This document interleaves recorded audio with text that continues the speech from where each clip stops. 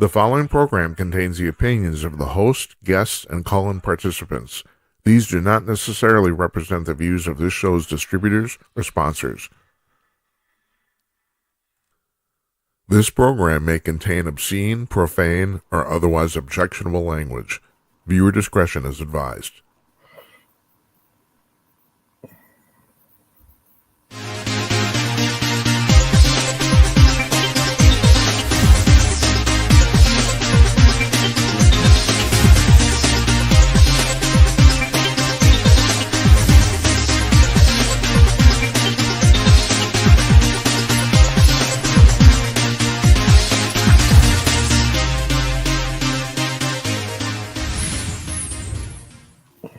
Yes, coming to you cordless, everybody.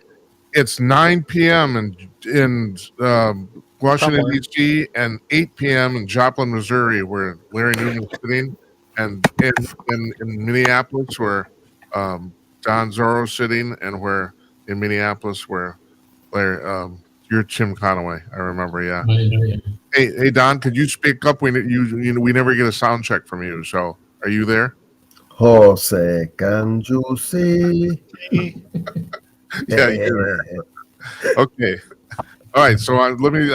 It's our month in review panel. First of all, I'm Jim Peters. This is episode number 195 of Jim Peters at Night, and from I'm in the top left corner speaking right now, and to my right is Larry Newman, and below me, only figuratively, is Tim Conaway, and in the kitty corner is Don Zorro in the dark, and that's fine. That's okay, because it's all right. It looks good. Look at me, I'm a talking head. Yeah, you're lighting there, Don. Guys, thanks for showing up. So we got a lot to talk about tonight because it's been not only has it been a fabulous month, jam-packed with stuff. It's been a jam-packed week. So I want to start out with this. Who saw the Chiefs game on Sunday? All right. Okay. So now I saw those two plays where they tried to make a first down, and I got to admit, I think Dave Portnoy from Barstool Sports is right. I thought on both those times they succeeded, and they didn't get it. And there's a big controversy. Some guy, statistical guy, analyzed the penalties in the last season of games for the Chiefs. And he said that it's beyond statistically possible that the number of penalties that get called for them are actually where they benefit. Any thoughts at all? Anybody care? Nobody cares. It's a political. I can't say anything. I mean, the Chiefs are that's an hour away from my house. I that would be unfair for me to comment on that. No, it wouldn't. No, it would not be unfair. No, I think the two calls, fourth down calls, I think they were correct. But I mean, you've got human beings that are the referees, and they're going to make mistakes. And when it gets that close, it's going to happen. So, and this is all right. I'm going to throw this out because I think this might be bordering on ridiculous. But there's some people that think that the NFL is pushing for the Chiefs to get in the Super Bowl because Taylor Swift's fans show up and the ratings go through the roof. Do you think there's any? Is that bullshit? Well, that's quite a link you just made there. Well, I know. I'm the king of conspiracy theories. Taylor Swift's fans are lonely 13-year-old fat girls, and they have no interest in football. It's not going to be a lingering thing. What happens in all these close calls is it happens in real time in front of guys who maybe are probably not standing where the camera was, or the camera wouldn't be able to see through them. And they're calling it then. Then you play replay after replay in slow motion.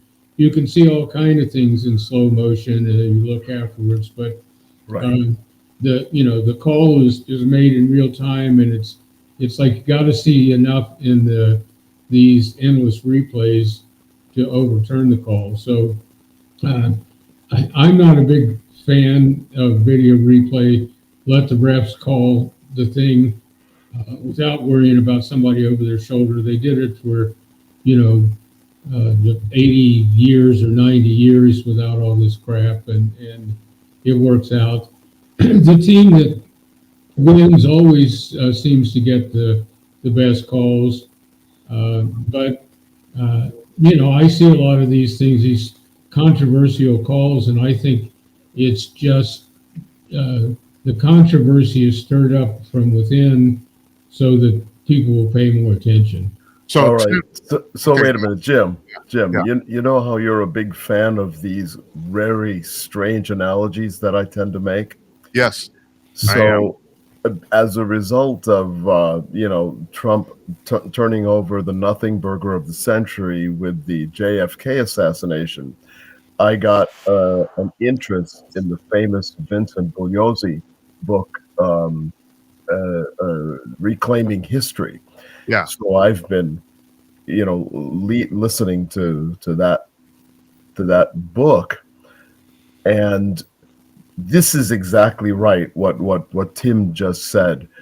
You have one of the assassination of the century, and immediately the conspiracy theorists start to go after things that happen in just nanosecond after nanosecond after nanosecond, and each thing being examined as it went instead of as part of a gigantic whole.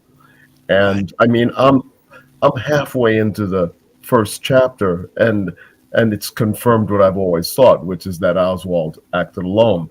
And that's, like I say, with as little as I've read so far.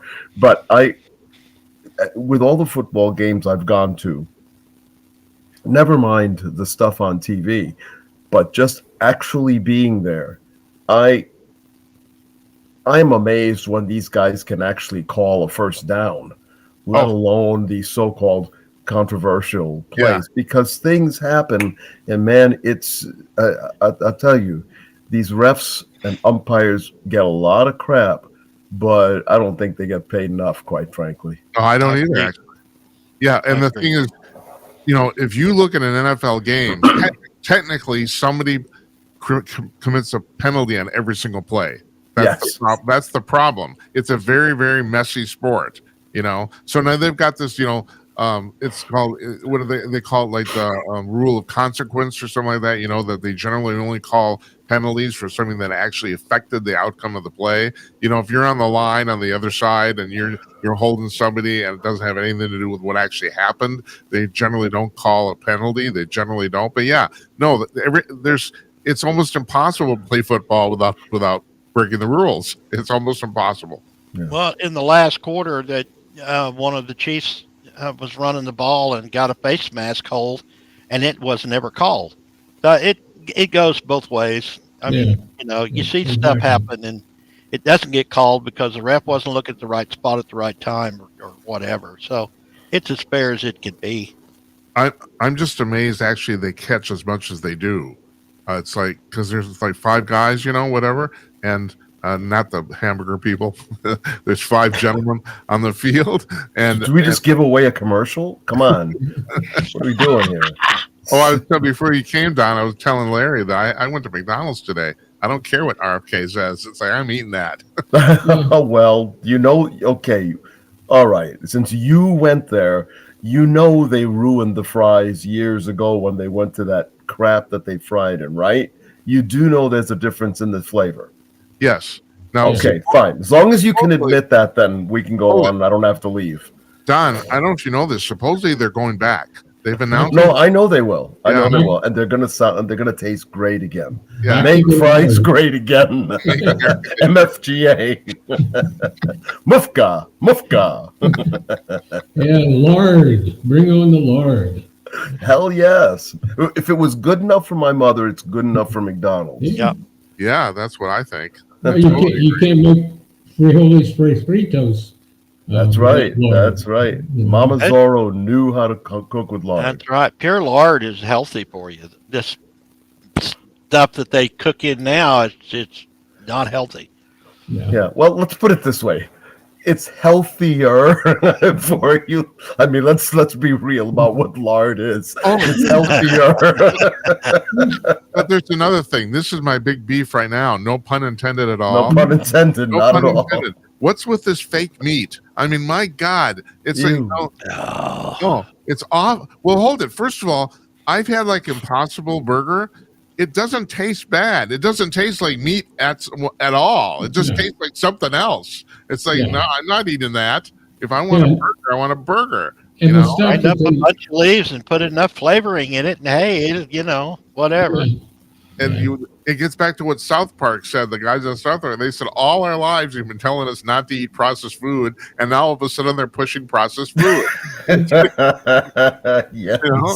Perfect. And it's like also that's kind of a metaphor for what's going on in the government right now. Okay, we've only had a new president for a week. It's astonishing the changes they made in just 7 days. You know, Well, changes they've talked about, not actual changes being made. Trump made all these promises, and he was going to do it on day one because apparently there's only one day in the term of presidential office, and so he signs all these acts, all the executive orders. Most of about half of which are things that can't be done by executive order. And then, they're flying people, deporting people out of the country, but nobody sat down and figured out how these 1 and 2 paragraph executive orders are actually supposed to work. So it's, there's as much fucking up as there is getting anything done right now. yeah. But Tim, I agree with you. Except that part of marketing is telling people what you're doing. I mean, Oh, yeah, yeah. you can Absolutely. make an argument that okay, maybe they're not actually doing much more than other presidents did their first week, but they're advertising that they are, and so therefore it looks like it.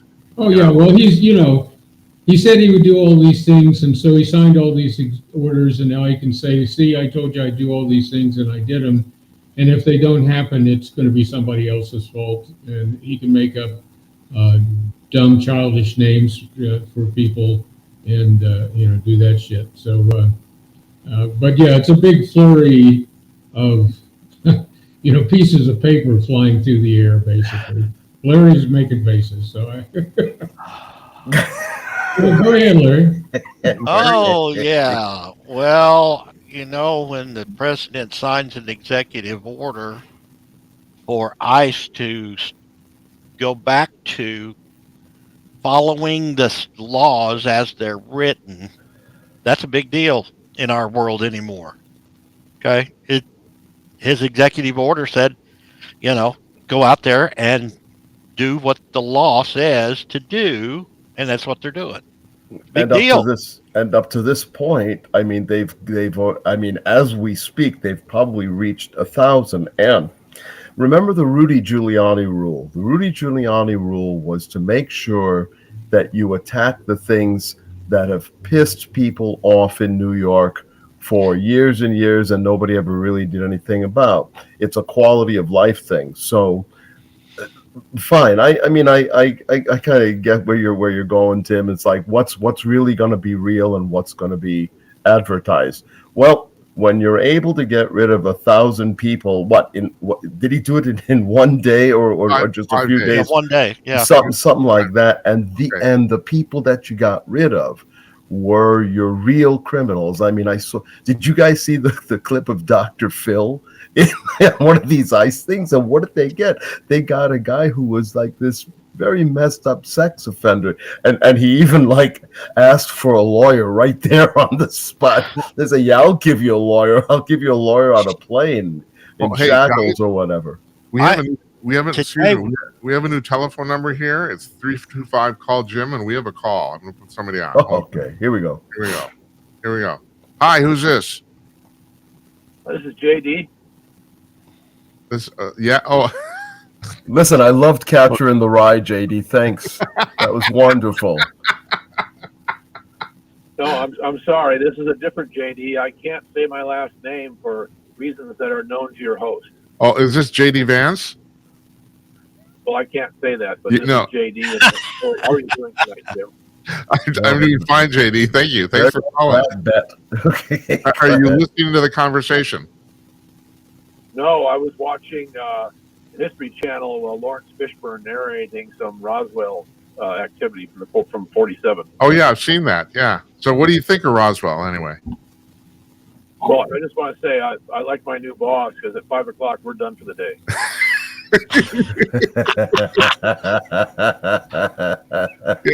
Okay. All righty. All righty. Where are you, JD?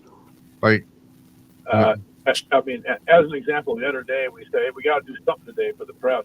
We said, let's print some Columbians. And we did that. We called it a day. We didn't even, didn't take more than an hour. no. It was a great job. Yeah, It was a yeah, great job. yeah. Your boss was golfing. so- You know that when they did this. Do you guys know that he was actually Off the golfing? golf course. Yes. You know, they did this all on the golf course with a phone. Well, I don't know who you're talking about, but my boss is considered one of the greatest golfers in the United States. Oh well, he shot 3 under par, I guess. So I don't know. Yeah, he's really good. He's really good.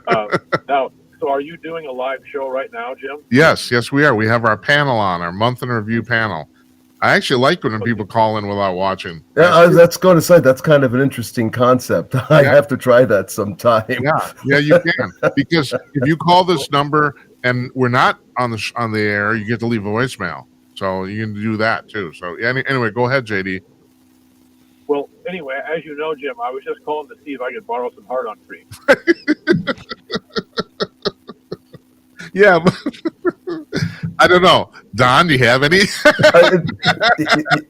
I missed that. You can't rush your punchlines. Okay.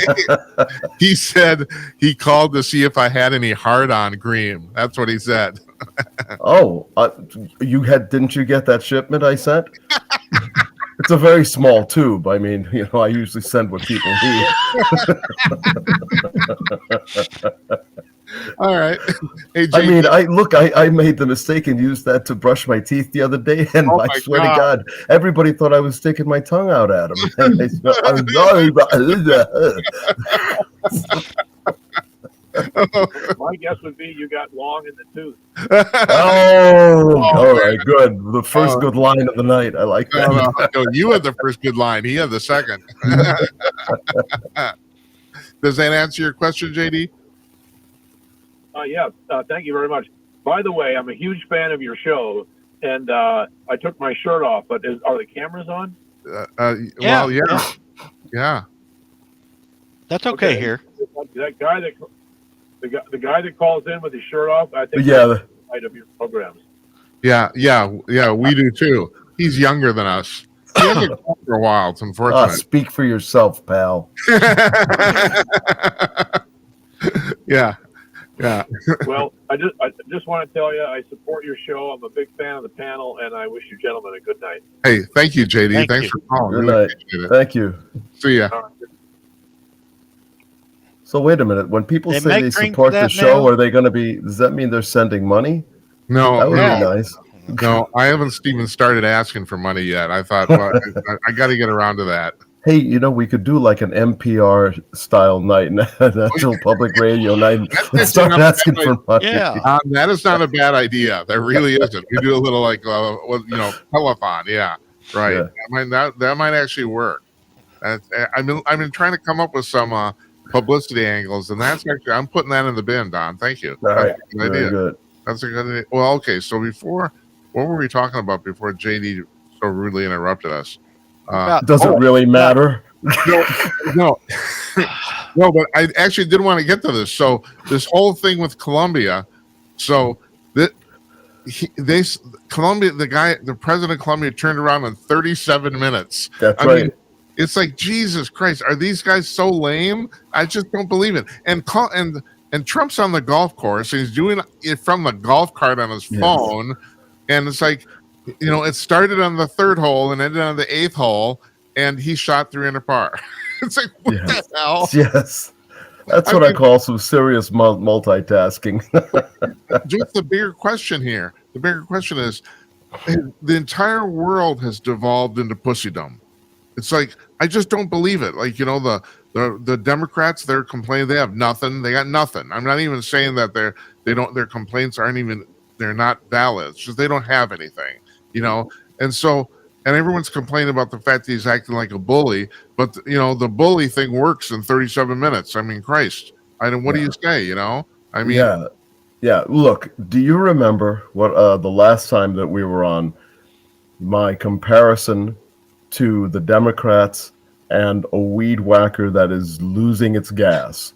It makes the most noise at the very end when it's losing it. That's, once again, I'll remind you, that is what we're witnessing, because the arguments are just getting worse and stupider and without basis of merit. Look, it doesn't matter whether you like the guy or what or not. He just got into office a week ago, and even when my side lost and Clinton won back in whatever 92, did not vote for the guy, but I said, give him a chance, see what the hell he can do. He took it too. And yes, exactly. And then he started going off the rails with a bunch of nonsense. But if you can't even get it up to just give it a chance, see how it works. You had the sneak preview 8 years ago, and now you're getting, I think, the thing without the benefit of having to worry about any kind of re-election or anything else. This is what this guy is like with some experience in his back pocket, and without having to worry about a third term. But I love, by the way he just trolls and talks about, hey, the third term, we can always talk about that. So, like, he's actually serious about it. Yeah. And of course, he just throws it out there just to watch these guys go for the line. So, yeah, he is president for life. That's right. Damn straight. There's no re-election worry, because there's not going to be another election. He was kicked out of the White House once. He didn't like it, so he ain't going again. So yeah, he's going to stay. He'll sign an executive order declaring that he needs to stay, and that's all it takes. There you go. Well, you could do worse. I think. Well, the country listened to him 8 years ago. They listened to him for the last 4 years, and the country said, this guy actually does tell the truth and does what he says. And that's what we need. And now we're seeing it. And today, off the golf course, his strength is pretty much out there in your face. You're either going to do what, if they won't let the planes land in Colombia. Excuse me. Okay, so, yeah, well, pick up the phone. I got a par 3 I just finished. I'm good. Let's call the president of Colombia, call him up, say, hey, you're going to let these planes land, or we're going to do this and this and this. 37 minutes later, the president of Colombia calls back and says, oh, sir, don't put those tariffs in place. We will fly a plane up to get them. Yeah. Yeah. How far 180 degrees do you think that is? And I mean, these guys believe him. They know he'll do exactly what he says. That's the thing. It's like, if you believe him, why start this whole process? It's just like, because they're Latinos. That's why, and they have to make this whole little machismo thing. You're not going to tell me what to do, because this is Colombia, and in Colombia we have the Cartagena, we have the cartel, we have all this. So, but maybe I do what you say. Okay, forget about it. It's honestly, it's if these world leaders haven't figured out that the whole tariff thing is basically just negotiating leverage. Some of it's serious, some of it isn't. Look at Greenland. Look at that whole thing. The Democrats even haven't even figured out that. No, I know. It's so obvious the negotiating position. Like, it's like, and then why? I don't understand why everybody's so damn stupid. Because there's still a little patch of grass that you gotta try and clean up, man, and you gotta use every bit of gasoline. We've had 40 years of people pushing us around, and nobody with the backbone to stand up and say no. And they got used to it. They thought they could push it around, and now they're finding out that's over. Yeah. So- Well, this is where America's devolved in 120 years. Teddy Roosevelt had no trouble doing any of this shit. You know, Right. You know, Exactly. people may not have agreed with him, but he didn't get any blowback about being a bully or being mean or being about people being afraid of some boogeyman or something. He didn't. You know, and that's Right. what really bothers me. That's where we've come in 20. We have devolved in 120 years. You know. And we're back. Yeah, I hope so. It's like, it's like I think the world needs a bully. That's what I think. But When Well, you, as long as it's the right if we are bully. at the, if we have devolved to the point to where a president has to sign an executive order to force the employees of the government to obey the law and follow the rules, we've come a long ways down. yeah, that's true. But we're coming back. We're back. Oh, and by the way, and I'm curious to see what Tim's opinion is on this.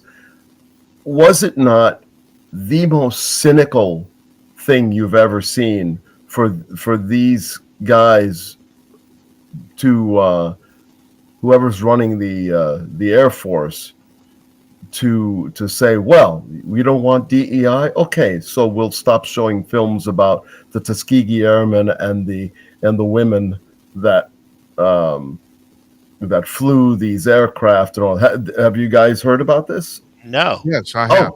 I have. Okay, so it's essentially it was that they just said, well, fine, if you're going to do this DEI thing, then and I think it was actually before he took office, wasn't it?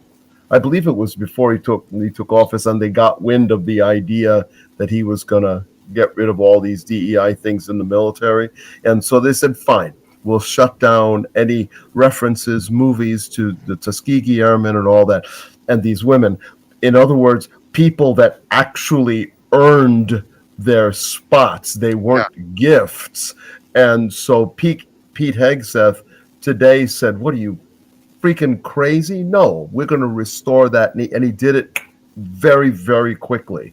So, and actually fairly quietly. He didn't make a big deal. He didn't hold a big speech about it. He just found out about it and just said, no, we're restoring those films as part of the basic training of the new recruits in the Air Force. So I'm glad to see him jump on stuff. So Don, aren't you?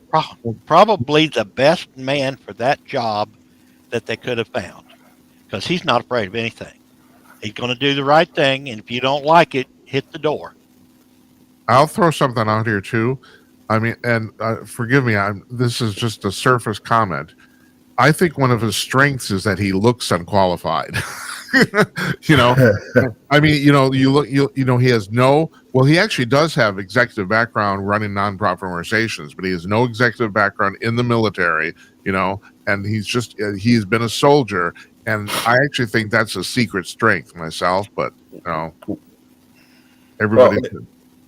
Just go hide in the corner and watch. Yeah, but I mean that's kind of been, in my opinion, the strength of the whole Trump thing, and I think it will be more so this time around than the first, is the fact that he's an outsider. And so while Hegseth is nothing remotely like an outsider, he's an outsider to the whole upper echelon part. That's correct. Of the military, and this is what America has been saying for years and decades and all this stuff. Oh, these insiders are what's ruining everything. Let's have people that are more objective from the outside. Well, you got it. You didn't want a politician. You got Trump 8 years ago. People have been saying this for years, and then you actually got it, and then people bitch. I just find, I don't know. Well, some people do. Some people bitch. Yeah. And that's been the whole problem for years, is that very small, minute minority likes to get up on the tube and complain about things that nobody cares about, but they're the ones that everybody listens to. So, like Margaret Brennan talking to JD Vance, oh man, it's like there's just been such a dearth of common sense everywhere. I mean, in that sense, Trump is right. He is. I mean, come on. He's been president 5 days, and she's bitching about the fact that he can't bring egg prices down. You know, it's like, oh, come on, lady. It's like, what? I mean, is that all you got? You can't do a reasonable interview. You can't. It's like, Tim, you ran media circuses for a zillion years. Did you see this? No, I don't watch the news because I know how it's made. Yeah. And Well, you would have liked this.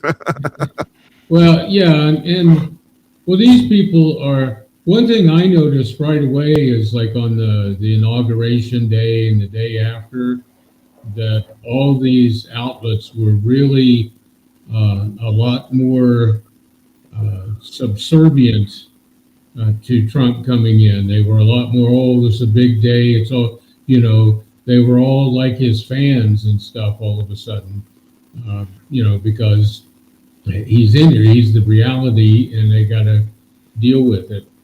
But, all the TV stuff is entertainment, and they're right now they're struggling to find the entertainment value, to find that hook in there that gets them their audience.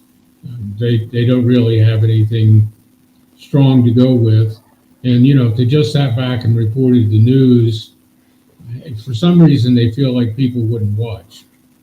But CBS, is changing the format. The Nora O'Donnell, I know, Jim, you'll regret not being able to see what she's wearing every evening. But that whole thing, they've got two anchors now, and they're going to kind of go out more into the field and stuff. And Tim, I didn't watch tonight. well, she wasn't on tonight. She's not on anymore. I'm not going to watch. Yeah, exactly. But the format that I've been calling for the last few years is you only have people from the field. You don't need somebody sitting behind a desk in New York or Washington or wherever saying, and now we're going to go to somebody out in the field giving you the real news. Just move to these other people. So they're kind of getting closer to that. And I think they're realizing that maybe the news is the star of the show and not the person whose name is tacked on to the, CBS Evening News with whoever the fuck. They just keep tweaking the same formula over and over again, and like it's dying. I mean, when you gotta, like Joe Rogan draws about 11%, 11 times more viewers than CNN primetime does. I mean, it's unbelievable. 11 times more people watch Joe Rogan on his podcast and watch primetime on CNN. It's However, CNN got to the point to where they were so over the top ridiculous and so far away from reporting the news, people just got tired of watching them because all it was just a chatter about what they thought and what their opinion was, and there was no news. Well, what are we doing again? Yeah. Anyway, there's a time and a place for it. No, that's true. We don't pretend to be journalists. Well, maybe Conaway does. If you want really good, fun, BS, come here. Watch Jim's show. I'm here for the cigars myself. Yeah. There's your selling point, Jim. If you want BS, come here. Watch Jim Peters at night. That's it. We've got all the coverage. Okay. Yeah, we're not pretending to bring you the news and bring the reports, and I just for my money, if I ran CBS, I'd just drop the evening news. They're not pulling in, they're not getting the advertising dollars, they're always in third place. I would just drop them. And, all right, hold it. Just a second, Tim. Let's make this interesting. Who thinks? Let's say which of the three network newscasts will fold first, and when do you think it'll happen? Any predictions at all? You're talking about the regular alphabet guys, ABC, NBC, CBS. Right. Which one of those is going to fold first? Not necessarily not the news division, but give up on the evening news. ABC. They have the highest ratings. You know, I They don't know. do. Well, yes, they do. Believe it or not. Mhm. And also, this is the corollary to that. And this is the one I've always used as bar conversation. When will the New York Times stop printing a printed edition? I think I will. I don't think I'll live to see that, even though not many people already not many people read it much anymore. I don't think we'll ever stop seeing any of the three alphabet networks. It's too much a part of kind of the daily DNA requirements, I think. And the same thing with the Times. You can't let go of certain traditions, even if it's working against you, because you're always going to hope for the tide to return. What's it? Yeah. Well, to me, it's like, when they came out with steam diesel locomotives, and they still had steam engines on the tracks because they still worked. So they were still running, and eventually, when they stopped working, then they had enough diesel engines to replace it. It's just like you say, they're clinging to this past. Somebody is going to come in to these ownership groups, and the ownership groups are nothing like the ownership groups in the past for the major networks. And somebody's going to come in and say, we're not making enough money on this. This isn't drawing enough people. What can we put in this time slot that, we could put a reality show in that time slot and we'd get a lot more viewers and make a lot more advertising revenue. And they're just going to drop it. But I think CBS is the first. I think this was an experiment moving to this new format, but they're going to find that they're not getting any more viewers with this. And after a while, somebody there is going to say, let's drop it. So let me ask you, I must be out of the loop here. What is going on over at CBS that you guys are referencing? Because I honestly, I just don't watch the alphabet networks. I have one of these Fire Stick things, and it's just much easier to watch, the cable. Yeah. So I don't know what's going on. Well, CBS changed. There's a new ownership at CBS, and they had said coming in they were going to make big changes to the news coverage. They made a slight change to it, but I think it's a transition. If you dropped it for 6 months and you came back with something really vibrant, really good, where you just had reporters from the field all over the country, and that's part of what this is an experiment. They're trying to get more from the local stations because the local stations do a lot better job on going out and getting the news stories. Right. So they're trying to go to the local stations to get more of what's the bigger news from this area, that area, and the other area, and letting those people report on it. So they've already got a network of news gatherers through the CBS affiliates across the country. And that, to me, would be the way to do it. You just have, people from all over the country chiming in with some real news and dropping all these. I mean, I watched one of the ABC thing with the cute guy, and it's like he sits there and he tells you, he wastes 20 seconds or so telling you what this report is going to be about, and then they send it over to the guy to give you the report, who's got then 15 seconds left to tell you what the actual report, and then they go to a 5-minute commercial break. And but Tim, he is awfully cute. Well, that's probably why they're number one, because all the San Francisco and West Hollywood audiences are. So you kind of glossed over this, but for Don's benefit, Nora O'Donnell did her last show as anchor of the CBS Evening News last Thursday. So she's done. Oh, has she been anchor all this time? Yeah. She's been on for 5 years, I think. What the hell happened to Dan Rather? He's still alive. I think he's like 93 years old or something like that. Mm-hmm. But he's still posting his left-wing crap. It's like he's that. Well, I think they need to go back to 60 years ago and look at how the news was reported.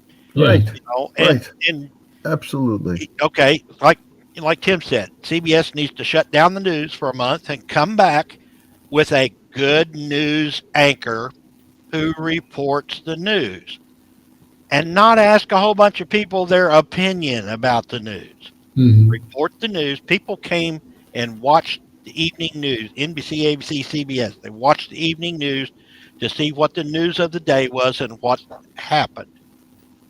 Now we got into this 24-hour cycle and we got to talk it to death and talk about all the Yeah. different opinions and all the different sides of it and all the different leanings. And people just get sick and tired of it. Okay.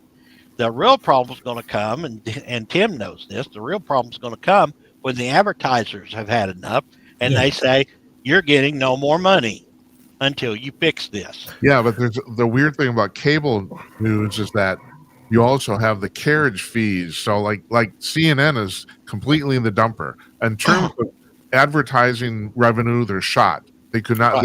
They'd be out of business. But they get $100 million a month from the cable fees that the cable companies pay them to be on. So Well, here's something I'm Right, and the cable's the same way. The cable company is watching what I'm watching right now, and if the cable company is not getting viewers on that because the cable companies sell advertising to companies, and if the cable's not getting the viewership, that's going to follow along too. So they've got to fix their content.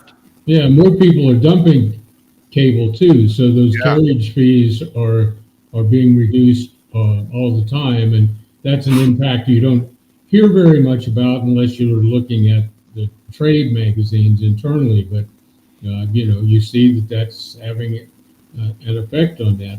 No, at the current rate, about 7 million people dump cable every quarter.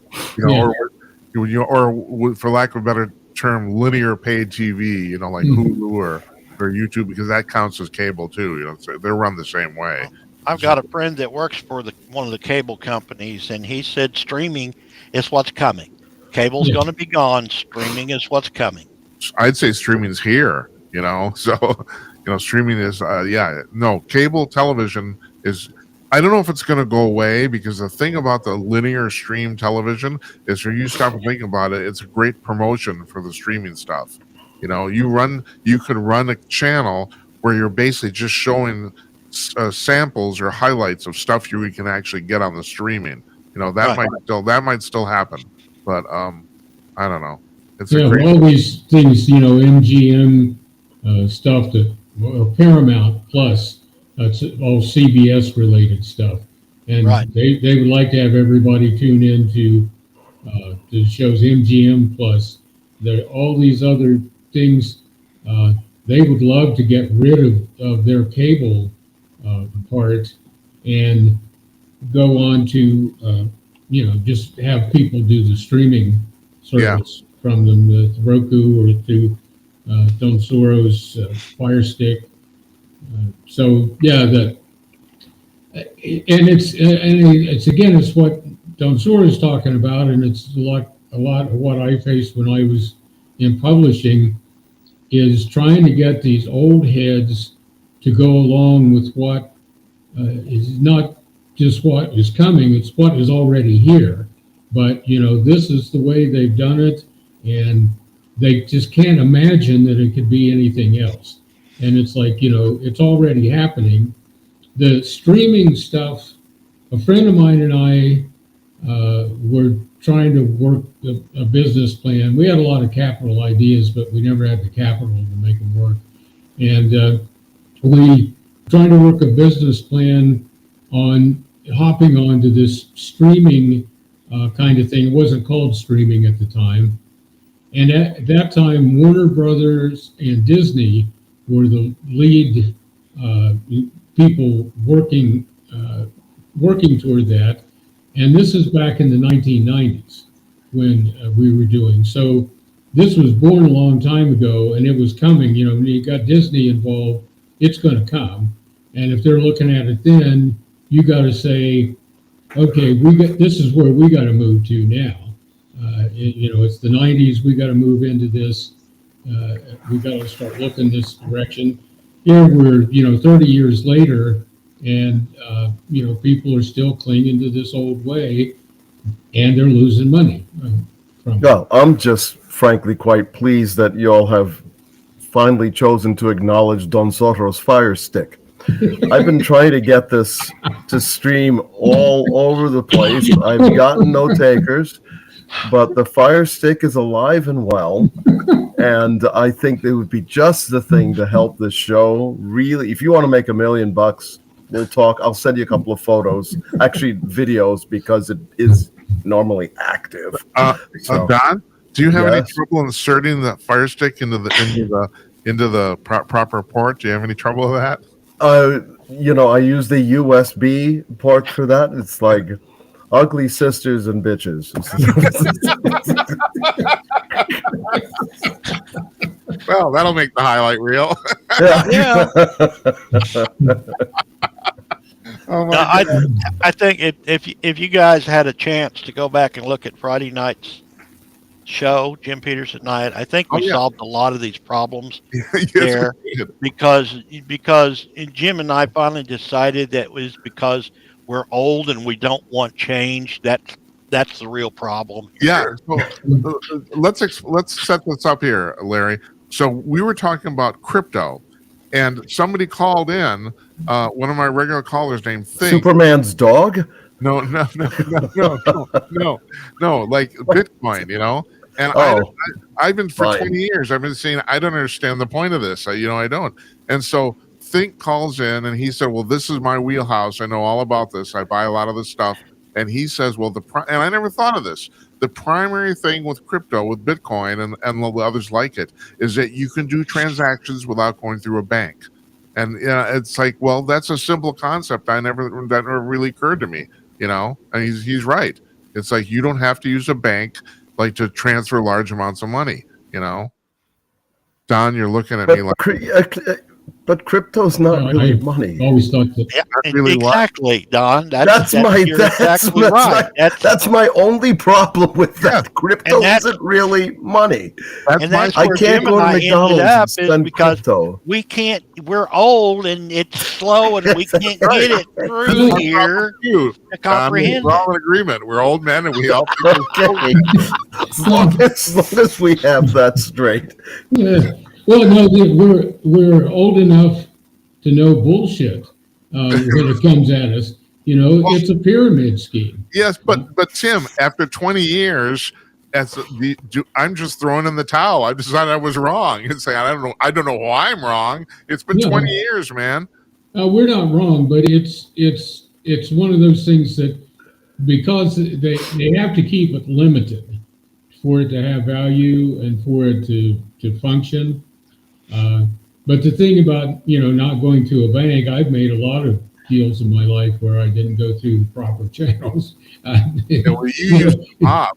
I know you. But, it didn't mean that it was, totally workable for the general public. So, I just think, the whole Bitcoin, crypto, ephemerum, whatever they call it, they got all the cute names for it. But you buy something that isn't there, you buy it, and then you've got access to it through, some digital key, and they've got all their fancy digital names for that kind of stuff. Well, you can sell it to some other guy. You can pay for stuff, and that guy takes it, and now he's got it in his little digital lockup and stuff, and it's not there. I mean, if the day came where there was a run on the crypto, you would find out, boy, your pockets are going to be very empty. George Gershwin wrote a song about crypto. It goes like this. Oh, I got plenty of nothing. Nothing's plenty for me. Well, this weekend after the show the other night, after this weekend, I had a situation come up. Somebody called. They're in jail. They want to get out and they want to pay me my bond fee. Okay. Well, do you take Cash App or Venmo or What the hell is that?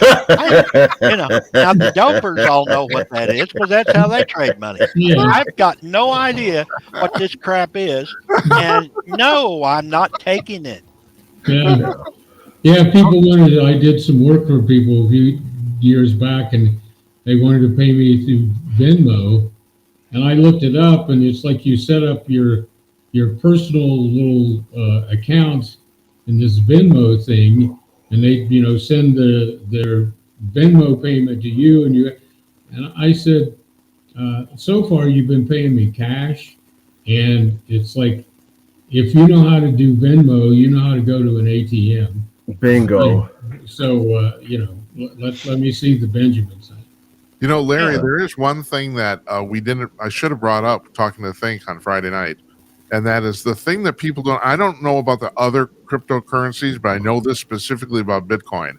There's only a finite amount of it. At some point, literally, all of it will be mined. And they figure that. And what's that mean? How do you mine Bitcoin? I walk around in my yard. Oh, I thought you meant it was all going to be yours. No, I thought he said it was all going to be his. Okay. All right. This is how you mine Bitcoin. The whole system is set up so that Bitcoin exists you have to solve certain mathematical formulas to actually get a Bitcoin, and they become harder and harder and harder depending on how. Like Don Zorro's Fire Stick. Oh, I got plenty of nothing. This friend before me. Anyway, yeah. So my point is, there's no currency where you run out of it. That doesn't happen. So what happens when that's going to happen about 5-10 years from now. So Well, that's what I've been saying, because they keep it at a limited amount, the so-called limited amount. Right. That's how they can make it work. Yeah. But that limited amount, if everybody tried to cash in, say, I want real money for this, I want this converted to euros or dollars or whatever, there's no way that it could happen. Nope. Because it's all imaginary. And by keeping it limited, it's like the diamond cartels. Only 10% of the diamonds that are mined are ever put out in the market. The other 90% go in these big vaults in South Africa and that part of Africa. And so that keeps the price up. If they ever, released all of it, then, diamonds would be like 5 cents a carat. yeah. So this is the same thing by having this so-called limit, which is easy to put on nothing. Then, so yeah, I don't think we don't get it because we're old. It's because we're old and we've been around. We see that this is total bullshit. You know what I learned? You know what I learned from Wait. Archie Bunker? I learned from Archie Bunker that it's good to keep an open mind, but you got to make sure that your brains don't fall out. That's right. That's right. All I know for sure about Bitcoin is I am not going to pay $100,000 for a coin. No, not going to do it. So, Larry, I don't know if you remember this. I mentioned this when Think was on about the fact that the very first Bitcoin transaction, some guy bought 2 pizzas. Yeah. That money is now worth about $560 million. Yeah. When it first came out, it was 9 cents per coin. Right. Yeah, right. So, Actually, when it first came out, it was actually less than a penny when it very first came out. Yeah, you're right. Yeah. But early on, so yeah, if you bought $100 worth of it, then now it'd be worth like 50 or 60 million. But and again, that's only because of this mystique of the limit of this kind of stuff. It's just like my limit, for watching basketball. I watched the end of a college game the other day. The last minute and 42 seconds on the clock of the college basketball game took them 23 minutes to play. Yeah, right. And so it's just like, no, I'm sorry. Someone proposed that the NBA should only play the last 2 minutes of every game. Yeah. Just start it at 0-0, 5 minutes to go, and then see what. comes up. The athletes would like it because, when they're playing 82 games a year, then that wears on them. LeBron James might only be able to play until he's 50, but if they increased it, or if they made it 5 minutes a game, he could be around another 30, 40 years. Mm-hmm. And also, go ahead, please. No, please. No. This is apropos of nothing. So you go on. I was going to say that as a tangent to that, somebody's compared Donald Trump's first and second terms to the first term being Michael Jordan in North Carolina and the second term being Michael Jordan in the Chicago Bills. So I just wanted to throw that out. Not mine. Somebody else. All right. No, I was, confession is good for the soul. And I just wanted to tell the three of you that I've been cheating on Judge Janine with Asha, with Asha Hasni. Well, of course. Hubba. Wow, is she cute. Where have you been, man? No, I know, but I mean, I've been resisting because Judge Janine is a jealous mistress. Let me tell you. And how I didn't want to piss her off. And she would be, yes. You see what I'm telling you? how do you know those beauty queens in one place? That's what I want to know. Yeah, well, it's I watch amazing. Outnumbered with my mouth open. It's terrible. It's awful. This reminds me of something that's been on my mind during all the activities of the past week, which is buttocks. By that, I mean women's volleyball. They figured out a while back not to have them wear the white short shorts that some of them wore when they started out. Most of them were black. Occasionally, there's a navy blue, and even once or twice they've had on the red short shorts. But still, I mean, whatever happens, we got to keep Title IX in place because those women athletes are stellar. And that sort of brings me to my other buttocks comment, which has to do with NFL cheerleaders who have plenty of cleavage and show that off. But they wear, kind of the short shorts, but they wear those like industrial strength pantyhose with them. Looks like there's some kind of body armor mesh. It's got to be because football's in the winter, so it's got to be. Well, they do it indoors, and I think, okay, that's their way of saying we're not being slutty looking because our legs are covered in mesh. Well, right. That was you've opened a whole can of worms here, Tim, because I mean the pantyhose controversy is a big deal because that's really where it originated from that you could walk around and show your legs, but because you had pantyhose on, you were technically covered. So therefore, it was that was the idea. And you're right. Go ahead. Well, I'm just saying that these are some of the important considerations that I don't think there were any executive orders signed about volleyball shorts. Not yet, there haven't. Well, we got it. If we can get rid, let's get DJ on. There's JD and DJ. Let's get DJ on the line and say these the industrial strength pantyhose on cheerleaders have got to go. Yeah. Well, I've got a little story that kind of combines that and what we were talking about a while ago, and all of us are old, okay? And I've had a lot of years in a lot of situations where I've told people, they got a new cell phone and they're trying to figure out how to use it. And I said, well, give it to your 7-year-old. They'll figure it out. They get it. They'll show you how to do it. Yeah. So the buttock part of it comes from my 7-year-old grandson comes walking through the living room, and Kamala Harris is on the TV, and he stops and he says, "She is such a liar." So his IQ is really high, and she's a real butt. So, I mean, that kind of ties it all. I'd say that man knows his buttocks. Yes. But I don't have to tell you guys, with the younger generation, pantyhose have completely gone out the window. I mean, but you don't see it anymore. Now that's because they wear these leggings, as they call them. Yes. Yeah. Which are, just, and I just got to say, all those people out there who have fat girls as relatives, come on.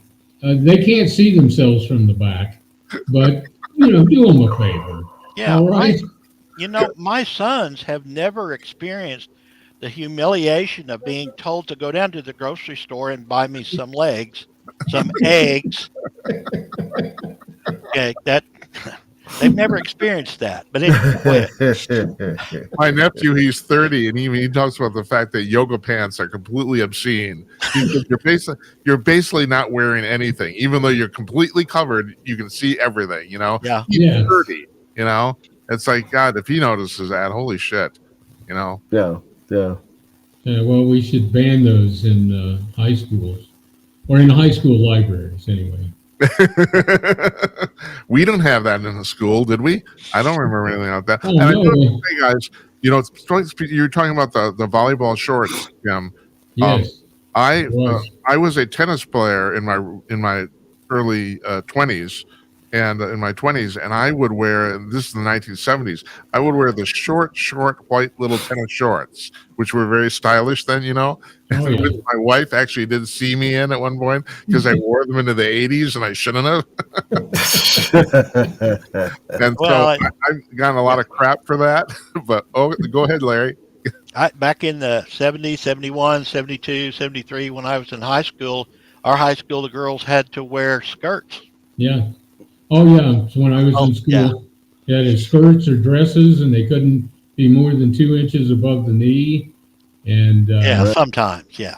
and we the boys couldn't wear jeans or T-shirts in school. We had to have a shirt with a collar. Couldn't have our hair down over in the back over our shirt collar or down over our ears. Yep. No facial hair. It was. And gosh, look how we turned out. Hey, Well, in the next 4 years, you'll see us returning to that. So, let me ask you guys, which one Project who had long 2025. hair? Who had long hair in their relative youth?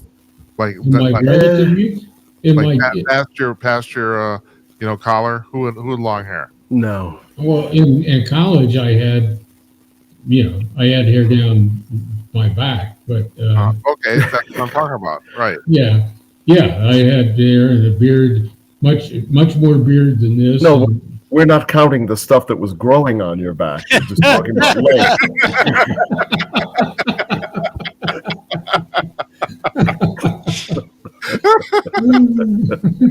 Oh God. Well, I got a little complaint because the lighting in this new studio here makes my hair look unusually gray. It's actually not that gray. I just want to point that No. You're rocking some silver there, bro. Do not out. change But a actually, thing. seriously, the light. I'm not that gray. I'm not. It's like what was so. I've complained about the lighting because mine doesn't even show up.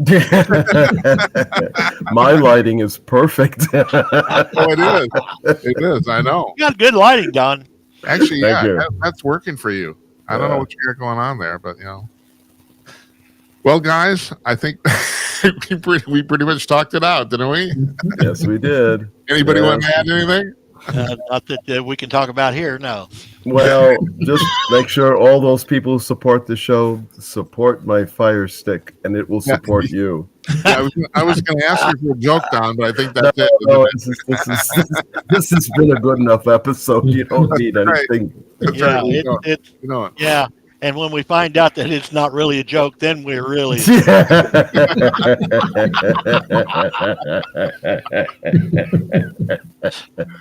Well, I was going to let you guys go before I finish here, but I'm not going to. Well, whatever I got can wait till Wednesday. So, okay, so we got a new schedule here. We're doing Mondays, Wednesdays, and Fridays. Just want to point that out to everybody.